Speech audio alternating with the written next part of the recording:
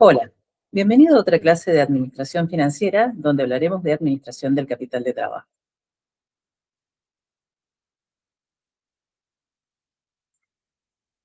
En la clase del día de hoy vamos a hablar de gestión del capital de trabajo, lo que es el diagnóstico y las políticas del capital de trabajo de una empresa, el ciclo de efectivo, hablando de la optimización del periodo medio de maduración financiera de una empresa. Vamos a hablar de las diferentes alternativas de análisis de los proyectos de inversión, ya sea a partir del análisis del BPN o de la TIR. Y finalmente vamos a hablar de la estructura de capital de la empresa y el impacto de la deuda y el escudo fiscal en esa estructura de capital. Para esto vamos a tomar un caso, que es el caso de Logística Global S.A. Vamos a dar un poquito de contexto de qué es lo que pasa con Logística Global. A ver, Logística Global es una distribuidora líder con crecimiento exponencial en ventas, pero con serios problemas de liquidez, ¿sí? Además de tener serios problemas de liquidez, Logística Global tiene una necesidad muy urgente de renovar la flota de camiones para poder mantener el servicio, pero con esta situación de no tener caja disponible. Bien, frente a este contexto de logística global, ¿cómo puede ser que una empresa que vende mucho no tenga dinero en efectivo? Vamos a analizar un poquito las políticas de capital de trabajo de logística global. Cuando analizamos la situación actual de la empresa, vemos que la empresa mantiene altos niveles de inventario por seguridad, ¿sí? Muchas veces las empresas se estoquean, ¿sí? Conservan inventario por las dudas, sobre todo en contextos inflacionarios, de perder ante la inflación, ¿sí? Además, para poder vender como vende, le otorga plazos de pago a los clientes demasiado extendidos, ¿sí? O sea, los plazos de cobranza terminan siendo muy largos porque trata de priorizar la venta. Finalmente, tiene un problema adicional, que es que el plazo de pago a proveedores que tiene la empresa es demasiado corto, considerando justamente cuánto dura su ciclo operativo. ¿Cuál es la situación actual de la empresa entonces? Es una situación de descalce financiero por desajuste de vencimiento. Vamos a ver qué pasa en este caso cuando existe este descalce financiero por desajuste de vencimiento. Lo que debería hacer Logística Global es optimizar el ciclo de efectivo. A ver, vamos a ver un poquito primero el concepto de periodo medio de maduración financiera. Primero vamos a partir del periodo medio de maduración económica o ciclo operativo, que es el tiempo que la empresa, que transcurre en la empresa desde que se compra hasta que se cobra a los clientes, ¿sí? Ese tiempo incluye el tiempo que permanece la mercadería en inventario, si es una empresa industrial, el tiempo de fabricación, el tiempo que tardo en vender y el tiempo que tardo en cobrar. La sumatoria de todos esos tiempos conforman el plazo medio de maduración económica o ciclo operativo de la empresa, ¿sí? A su vez, tengo en paralelo el tiempo que yo tardo en pagarle a los proveedores de acuerdo al plazo que me dan los proveedores. La diferencia entre el plazo medio de maduración económica y el plazo de pago a proveedores es, en definitiva, el periodo medio de maduración financiera, que, a ver, el periodo medio de maduración financiera podemos decir que es el tiempo que tardo, es el tiempo desde que pago las materias primas o la mercadería que compré hasta que cobro por las ventas de esas materias primas o mercaderías. Bien, en este caso del ejemplo de logística global, vamos a suponer que tiene un plazo medio de maduración financiera de 90 días, un plazo medio bastante largo, que genera algunos problemas. El principal problema es una mayor necesidad de mantener capital de trabajo parado, ¿sí? A ver, porque yo necesito mantener liquidez, dinero en efectivo, para poder afrontar esas deudas antes de hacer las cobranzas de las mercaderías que vendo.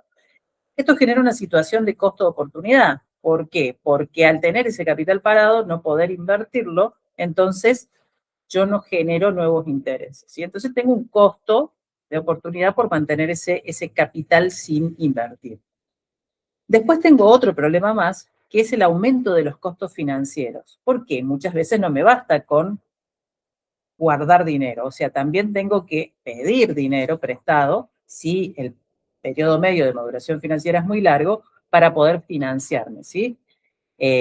Cuando pido dinero prestado a terceros para financiar el descalce, ¿qué es lo que sucede? tengo mayores costos financieros, por lo tanto, pierdo rentabilidad.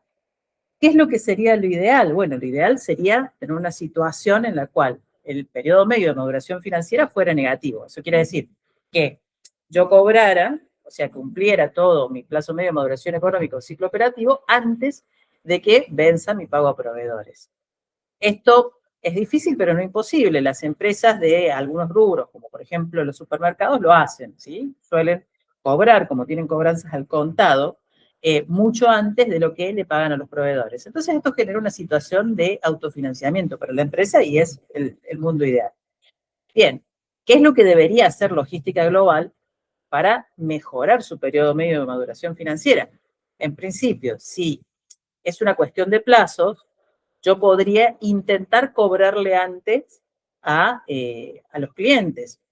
Esto genera una serie de problemas. ¿Por qué? Porque yo vengo vendiendo con determinadas condiciones y el cambiarle las condiciones de pago a los clientes suele hacer que pierda clientes o que me compren menos, ¿sí? Entonces, es un problema. Tengo que analizar cuál es la situación del contexto para ver si puedo hacer esto y si lo puedo hacer en qué medida o en qué magnitud lo puedo hacer.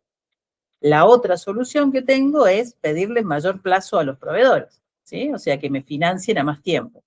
Esto genera un problema adicional, que es que si me financian a más tiempo, si aceptan esa condición, probablemente me cobren más intereses. Y generalmente los proveedores cobran intereses a la tasa de interés directa, por lo que la deuda con proveedores me termina saliendo muy cara. Entonces, no sería la solución ideal. Bueno, me queda una tercera alternativa, ¿sí? Una tercera alternativa que es reducir el tiempo que mantengo la mercadería en inventario.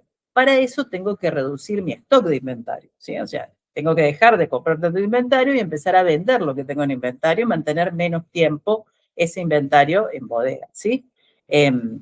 Hay una política específica que trata sobre el mantenimiento de inventario cero, que es la estrategia de Just in Time, que fue diseñada en Japón, justamente, así que se puede en determinado tipo de negocios. Hay algunos negocios que requieren mantener inventario porque el giro del negocio lo, eh, lo solicita, ¿sí? Así que, bueno, no es en todos los negocios, pero hay algunos que sí. Por lo tanto, vemos que Logística Global tiene estas tres alternativas. Puede elegir una, puede elegir dos, puede elegir una combinación de las tres, ¿sí? En definitiva, eso va a depender de la capacidad de negociación de la empresa, del contexto de la empresa y sobre todo de cómo se ve posicionado frente a sus clientes y a sus proveedores. Bien, una vez que el gerente financiero de Logística Global logra estabilizar la situación de caja o logra optimizar el ciclo de efectivo de la empresa, puede ya pensar en la ampliación de la flota, que es la otra cuestión, ¿sí? Bien.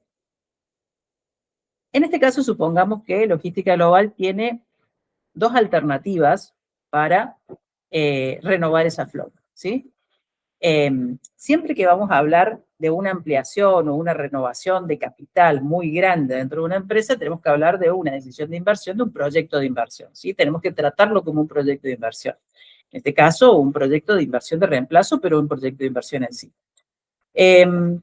Bien, tenemos dos alternativas de proyecto de inversión para renovar la flota. Una de las alternativas, fíjense que me da una TIR del 25% y un valor presente neto de 50.000 pesos o 50.000 dólares. La otra alternativa, que vamos a llamar proyecto E, me da una TIR más baja, del 20%, pero un valor presente neto más alto, de 80.000 dólares. Bien, ¿qué es lo que deberíamos hacer nosotros? Si nosotros nos fijamos solamente en la TIR, pareciera ser que el proyecto A es mejor que el proyecto B. Pero para tomar decisiones de inversión, generalmente, por más que yo me fije en la TIR, la decisión la tengo que tomar en base a lo que dice el valor presente neto. ¿Y esto por qué es? A ver, el valor presente neto me muestra en términos absolutos cuánto valor aporta a la empresa ese proyecto de inversión, ¿sí? Por lo tanto, si el proyecto B aporta 80.000, el proyecto A aporta 50.000, entonces el proyecto B está aportando 30.000 más de valor que el proyecto A, ¿sí? Hay otro problema que hay con la TIR. A ver, la TIR se maneja con una hipótesis fundamental, que es que todos los flujos de fondos de un proyecto se vuelven a reinvertir a la misma tasa TIR.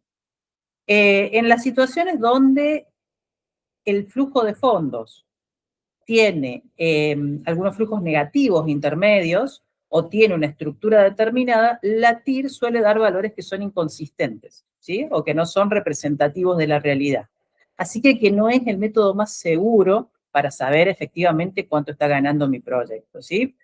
Pasa, como les decía recién, en el caso de flujos de fondos atípicos. Bien, una vez que decidí ir por el proyecto B, tengo que ver cómo financio este proyecto B. Y acá viene la dicotomía, si lo financio con deuda o con capital propio. Bien, Modigliani y Miller dice que en realidad sería indiferente en un mundo perfecto, en un mercado perfecto, es irrelevante si yo tomo deuda o capital propio. Pero en el mundo real no sucede esto. ¿Por qué? Porque existen los impuestos, sobre todo el impuesto a las ganancias. Y acá lo que vamos a tener que analizar es justamente que cuando yo me financio con capital ajeno, puedo descontar los intereses de la financiación con capital ajeno del impuesto a las ganancias. Por lo tanto, la tasa que me terminan cobrando o la tasa que termino pagando de intereses es menor por un efecto que se llama escudo fiscal o ahorro fiscal, ¿sí? Entonces, cuando me financio con capital ajeno, yo aprovecho este efecto del escudo fiscal, porque los intereses son deducibles de impuestos. ¿Qué quiere decir? ¿Que yo puedo financiar el 100% de la empresa con capital ajeno? Y no. No, porque ahí nos estamos acercando cada vez más al riesgo de insolvencia, hay que mantener un equilibrio. A medida que yo me acerco al riesgo de insolvencia de la empresa, el costo de la deuda se dispara. ¿Por qué? Porque ya el riesgo de que yo no pague se va haciendo infinito, ¿sí? Entonces, por lo tanto, siempre hay que mantener un equilibrio en cuanto a deuda y capital propio. Cuando yo me financio con capital ajeno, obviamente me estoy apalancando financieramente, pero ese apalancamiento tiene el límite que está dado justamente por el riesgo de insolvencia. Bien, ¿qué conclusiones sacamos en esta clase? A ver, la optimización operativa lo que hace es liberar liquidez vital para la empresa, ¿sí? O sea, yo cuando trabajo sobre el capital de trabajo, sobre el ciclo operativo de la empresa, sobre la necesidad de dinero y sobre la liquidez de dinero, tengo que establecer cuáles son los parámetros ideales para la empresa. No son iguales en todas las empresas. A ver, en todas las empresas no es igual eh, el periodo medio de maduración de efectivo, no es igual eh, la necesidad de liquidez, porque va a depender mucho del sector en el cual se desenvuelve la empresa y del tipo de actividad en la cual se desenvuelve la empresa. Así que no es igual para todas las empresas. Si yo les digo, bueno, a ver, una liquidez de 1,5, ¿está bien o está mal? Y depende de un montón de factores, pero principalmente depende de a qué actividad se dedica la empresa y en qué sector está desarrollando esa actividad. La otra conclusión a la que llegamos es que el BPN es el criterio superior para evaluar las inversiones. ¿Por qué? Porque habíamos dicho que justamente la TIR arroja valores inconsistentes en determinadas situaciones de flujos de fondos atípicos. Y finalmente, tomar deuda inteligentemente agrega valor a la empresa porque agrega valor fiscal. Bueno, dejo una pregunta para el foro, ¿sí? Supongamos que en el caso de logística global hubo otra empresa en la cual se decidió llevar la empresa a una política de stock mínimo. De repente, la inflación se dispara en el país. ¿Conviene volver a una política conservadora de acumulación de stock para protegerse de los precios? Lo dejo como inquietud para el foro. Bueno, gracias por asistir a la clase de hoy.